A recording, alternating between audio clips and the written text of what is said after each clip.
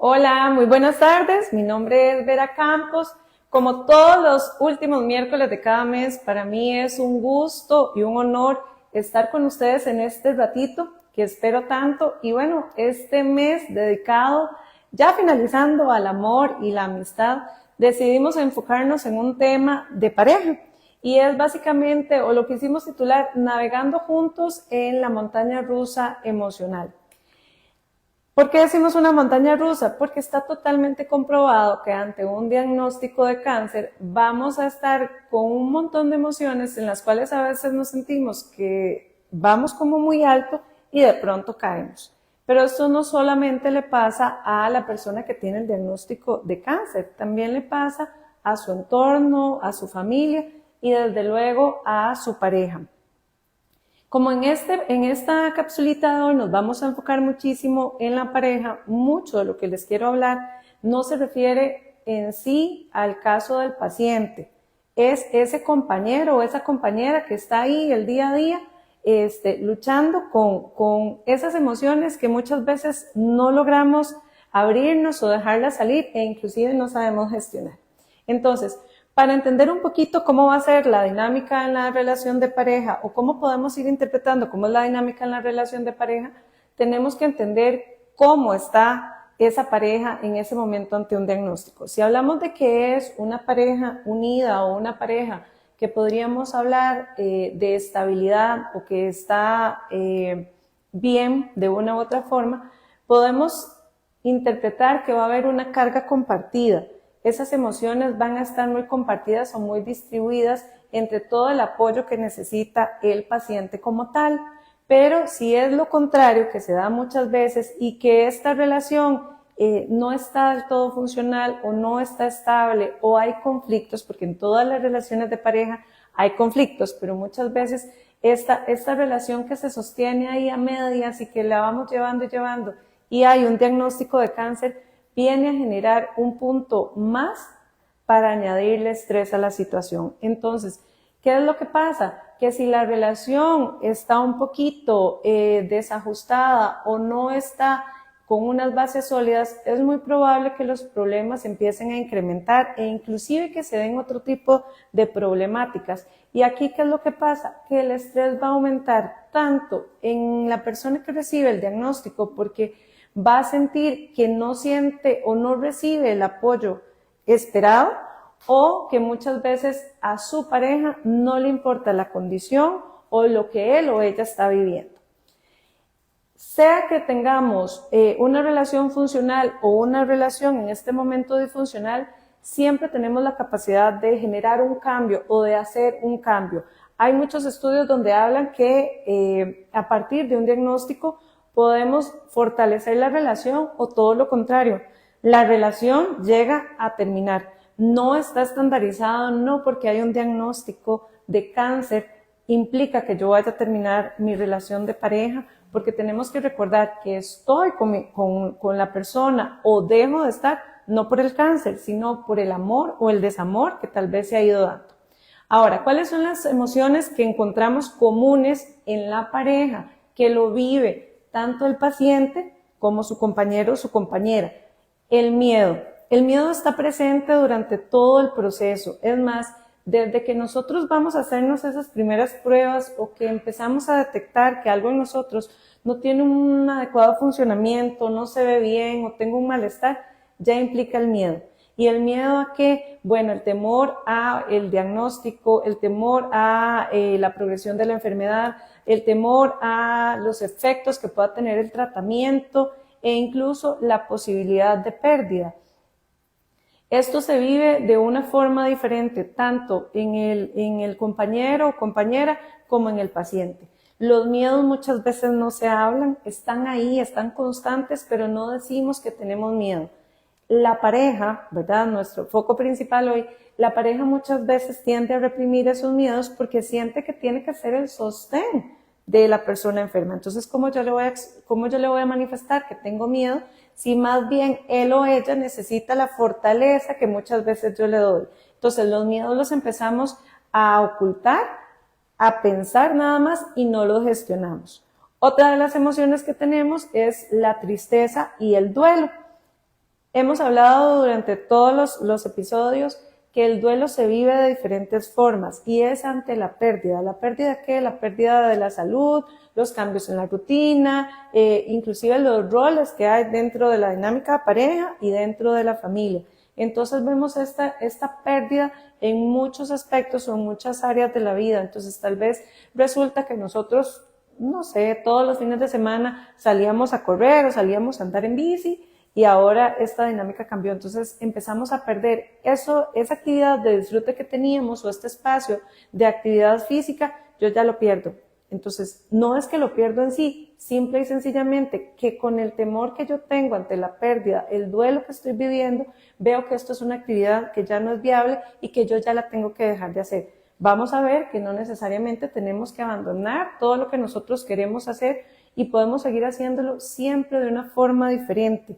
Recordemos que en este proceso, si vamos de la mano en función de pareja, somos una red de apoyo y que habrán cosas que van a cambiar y cosas que dejamos de hacer, pero que también somos seres individuales que podemos seguir con nuestro propósito, nuestro estilo de vida, ¿verdad? Sin tener que dejar de lado a la persona a la cual estamos apoyando. Otra de las emociones, pues es la ira o la frustración que sentimos en muchos de los momentos, ¿verdad? Los sentimientos de impotencia vienen a generar muchísima frustración por la situación que se está dando. Yo quiero que mi pareja se sienta tranquila, esté feliz, pueda afrontar todo de una forma adecuada, pero muchas veces me siento frustrado o frustrada porque la veo triste, porque la veo decaída, porque ya no sé qué hacer. Hemos ido a todas las citas, el pronóstico que tal vez nos presentan no es el más viable y yo no sé cómo gestionar o cómo hacer para poder potenciar ese positivismo y resulta que entonces yo me frustro. Tenemos que tener cuidado con estas emociones y cómo las gestionamos, porque recordemos que nosotros también podemos vivir todas estas emociones, son válidas que las experimentemos, pero cómo las gestionamos va a implicar muchísimo en cómo le puedo hacer frente yo como una red de apoyo y cómo la persona que está viviendo la enfermedad también me percibe, porque muchas veces nos enfocamos solo en lo que decimos y no en lo que dejamos de decir. Recordemos que el silencio también comunica, que el lenguaje no verbal también comunica y que muchas veces las personas que tienen el diagnóstico o la persona que está enferma se vuelve como hiperalerta ante ciertos comportamientos, a nuestras reacciones y de pronto yo digo, no, todo está bien, ¿verdad? Pero con una cara aplanada, probablemente con los ojos llorosos y entonces la persona tiene como ese doble mensaje, donde yo estoy verbalizando que estoy bien, pero desde luego mi lenguaje corporal dice otra cosa. Entonces tengamos un poquitito de cuidado con eso. El sentimiento de culpa también es compartido y el sentimiento de culpa aquí va a tener una carga muy fuerte en la persona que es cuidador o que asume este rol de cuidador desde el sentimiento de que no está haciendo lo suficiente y después la persona que es la que tiene el diagnóstico de cáncer puede sentirse culpable de generar una carga a su pareja en el cuidado. Entonces, la culpa siempre nos acompaña y esto es importante saber cómo la gestionamos, porque hay culpas racionales y culpas irracionales. Si nosotros somos personas proactivas, si realmente somos independientes y demás, y empezamos a generar cierta dependencia en cuidado, en atención, ¿verdad? O recibir cierta ayuda, empezamos a sentirnos que somos una carga. Y tenemos que entender que esto es un proceso que probablemente si mi pareja fuese la que necesitara esa ayuda, yo se la brindaría. Pero cuando soy yo la persona que requiere de la ayuda, muchas veces lo vemos como una carga. Entonces, estas culpas tenemos que manejarlas muy bien, porque a veces se vuelven tan grandes, que pesan muchísimo a nivel emocional.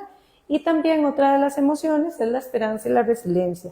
La esperanza siempre se mantiene, ¿verdad? Dice el dicho, la esperanza es lo último que se pierde y así es. Entonces, a pesar de que experimentamos muchos momentos difíciles durante todo este proceso, muchas parejas encuentran nuevas formas de llegar a conectarse o reconectarse y también inclusive llegan a desarrollar fortalezas dentro de la misma relación. Entonces, como les decía, el diagnóstico como tal o el proceso como tal viene a ser una de las dos, o que yo me una muchísimo más a mi pareja y encuentre ese apoyo, esa resiliencia en esa otra persona, o todo lo contrario, ¿verdad? Me ayude a tomar decisiones y ver que realmente esta persona no está de la forma que muchas veces yo necesito o esperaría que estuviese. Aquí, en cuanto a la pareja o el cuidador en este caso, tienen que tener claro que son igual de importantes que el paciente. Nosotros empezamos como cuidadores o como pareja a priorizar al enfermo o a la persona enferma. Y está bien, desde luego tiene una necesidad diferente, pero tenemos también derecho a pedir ayuda, tenemos derecho también a decir, no puedo, estoy cansado, tengo miedo, no sé qué hacer, ¿verdad? La prioridad somos los dos. Si yo no me cuido a mí mismo como cuidador, difícilmente voy a poder cuidar a esa persona como yo espero o le voy a poder brindar toda la atención y el apoyo. Así que tan importante es su pareja como es usted, sea cual sea el que tenga el diagnóstico o el que esté brindando esa red de apoyo. El sufrimiento no es secundario, ¿verdad? Ni el de mi pareja, ni el del cuidador. Entonces, realmente cualquiera de los dos sufrimientos, porque los dos vamos a tener una escala o un sentimiento de dolor ante este proceso, también necesitamos buscar ese apoyo. Nosotros somos esa red de apoyo hacia el enfermo, hacia el paciente, pero nosotros también necesitamos el apoyo. Y aquí vienen también a surgir un montón de pensamientos que, al igual que la culpa, tenemos que catalogar como racionales e irracionales. ¿Por qué? Porque estos pensamientos vienen como algo así, para que ustedes me entiendan. ¿Cómo voy a estar comiendo yo algo rico y mi pareja perdió el apetito? O solo tiene gusto por el líquido, los purecitos. Y entonces empezamos como a castigarnos. ¿Cómo voy a ir yo al gimnasio si él o ella no puede hacer ejercicio? O está ahí, o está débil, ya está decaído, y yo pensando en que voy a ir a, no sé, a correr 10 kilómetros. A veces ese apoyo no necesariamente es que yo tengo que dejar de hacer las cosas porque la persona no lo puede hacer. Yo no voy a dejar de comer porque mi pareja no puede comer. Aquí es buscar ese equilibrio. Bueno, resulta que tal vez no me voy a sentar con una pizza porque yo sé que le encanta y ella se va a tomar solo ese batido y ahí sería muy cruel, ¿verdad? Pero yo puedo elegir en otro momento, cuando yo estoy en el trabajo, poder comerme esa pizza sin el sentimiento de culpa y poder acompañarla a ella con una comida más balanceada para que ella no tenga esa tentación. Recordemos que también somos unos individuos que están siguiendo con su vida y que también están tratando de regular o ver cómo pueden brindar todo el apoyo a la otra persona, ¿verdad? Hay una línea muy delgada entre lo que yo puedo hacer desde una parte individual, donde yo puedo continuar con mi vida haciendo las cosas que a mí me agradan, y esa línea que paso cuando ya más bien caigo como en el nivel de sobreprotección. Entonces yo estoy encima de esa persona, desde el amor que le tengo, desde el cuidado que yo quiero ejercer, preguntándole cómo estás, tiene hambre, qué quiere comer, qué necesita, dígame, está bien, qué piensa, ¿verdad? Entonces casi que queremos meter a esa personita en esa bolita de cristal para que no les pase nada, pero tendemos a sobreprotegerla y esto a la larga viene a generar también conflictos porque de pronto yo ya no puedo tomar decisiones porque hay una persona encima mío diciéndome qué es lo que yo tengo que hacer, cómo lo tengo que hacer, o pidiéndome casi un informe de lo que pienso, lo que digo, lo que hablo y cómo lo analizo. Entonces, recordemos que siempre ante estos procesos, la importancia de mantener un equilibrio en todas las áreas, en la parte cognitiva, en la parte emocional, en la parte conductual. ¿Cuáles son los principales desafíos que nos encontramos durante el proceso o durante el tratamiento como pareja? Bueno, el cambio en los roles. Esta dinámica de cambio viene a ser como un mecanismo de adaptación. Siempre los cambios generan como una cierta resistencia o cómo les vamos a hacer frente a esta adaptación. Entonces, es cómo me voy acomodando yo a mi nueva realidad desde pareja, mi nueva realidad desde la persona que recibe el diagnóstico. Y aquí implican muchas cosas, van desde los quehaceres en la casa, el manejo de los niños, si hay, o personas adultas mayores viviendo con nosotros, la toma de decisiones, la iniciativa, canalizar las emociones, ¿verdad? Y esto va a depender muchísimo de la etapa en la que se encuentra la persona que fue diagnosticada, cómo le hace frente, cuál es su capacidad, si depende o no de alguien más, o si todavía mantiene sus funciones como tal, ¿verdad? Entonces, realmente es ver cómo se van cambiando estos roles. Siempre, por lo general, va a haber un cambio. ¿Por qué? Porque la persona que recibe el diagnóstico ya va a tomar una posición, o inclusive le vamos a dar una posición de enfermo como tal, y la otra persona va a asumir de manera implícita que es el cuidador. Entonces va a tender a cuidar más. Y a cuidar me refiero a que de pronto estamos comiendo y empezamos a toser y el que asumió el rol de cuidador, estás bien, necesita agua. Que no quiere decir que esto no lo hiciera antes, puede que sí, pero ahora va a estar más enfocado en la atención y en el cuidado de la persona. Cuando hablamos de los cambios de roles, ¿verdad?, que se van a ir dando, los podemos inclusive hablar dentro de la dinámica de pareja, qué es lo que yo no puedo hacer, qué es lo que vos podés empezar a asumir, o cómo hacemos para que alguien más empiece a asumir cosas que la persona que está enferma dejó de hacer. Es importante ver cómo se da ese cambio. Se dio porque lo hablamos, se dio porque lo asumimos y cada uno agarró una posición que consideraba era la más adecuada. ¿Cuáles repercusiones tienen esos cambios? Esto es importante empezar a hablarlo, porque muchas veces yo no estaba acostumbrado o acostumbrada a hacer los quehaceres porque mi pareja era la que los hacía o el que los hacía, y resulta que ahora yo no sé cuándo tengo que lavar los trastes o los dejo todo el día y mi pareja se incomoda porque quiere que la cocina siempre esté arreglada. Entonces, todo esto es importante, empezar a dialogar y empezar a hablar cómo va a ser el manejo para evitar conflictos futuros que van a ir desgastando la dinámica de pareja, tal vez por algo o por situaciones sencillas, y sencillas me refiero a que las podemos conversar en un momento determinado para que no se hicieran más grandes. Y también es importante en esto del cambio de roles tener muy presente los espacios de autocuidado. ¿A qué me refiero? Tanto el paciente como el cuidador necesitan espacios de autocuidado, y el espacio de autocuidado es aquel espacio donde yo decidí meterme a la ducha, todos los días nos bañamos, pero decidí quedarme 15-20 minutos debajo del chorrito, fui y me corté el pelo, o fui y me hice un facial, o fui y me pinté las uñas, cosas que realmente están enfocadas en ese espacio que yo voy a tener como libre de la situación que estoy ejerciendo como cuidador. Ahora, otro de los desafíos que tenemos, y lo vemos y tenemos que tener claro cuál es la edad, en qué etapa de nuestra vida estamos, cómo está nuestra relación, cuál es el vínculo que tenemos, porque es la del proyecto de vida. Muchas veces se ve alterado el proyecto de vida ante un diagnóstico de cáncer. ¿Por qué? Porque tenemos que, o muchas veces vamos a llegar a parar o modificar esos proyectos de vida. Resulta que teníamos planeado que a final de año nos íbamos a ir un viaje para Europa, ¿verdad? Y resulta que el diagnóstico no me va a permitir tal vez irme a ese viaje porque estoy muy débil, porque el pronóstico no es muy alentador, y entonces yo tengo que modificar todos estos proyectos. Van desde proyectos que podemos ver pequeñitos como proyectos a futuro. Muchas veces pensamos en ese proyecto de envejecer juntos, o pensemos en una pareja ya un poquito madura, ¿verdad? ¿Cuáles son los proyectos que tienen?